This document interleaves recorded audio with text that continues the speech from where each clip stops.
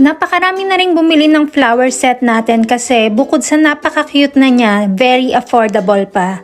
Ang necklace ay 3.75 grams at ang bracelet naman ay 3.75 grams din.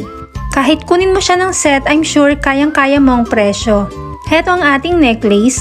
Ang 3.75 grams necklace ay 42 cm, may 18K Korean gold lock, at yung flower niya ay may dalawang maliit na bato sa gitna. Ang necklace ay 24K Korean gold. Heto ang back part ng ating flower pendant. Heto naman ang ating bracelet. Meron ding maliit na bato sa gitna ng flower ng ating bracelet.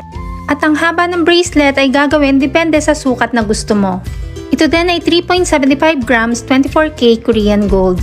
Everyday nagbabago ang rate ng gold kaya hindi natin nilalagay ang price sa video. Kung nagustuhan mo ito, magtanong lang ng updated price sa mabenta kay R Jewelry or kay Michelle Yu.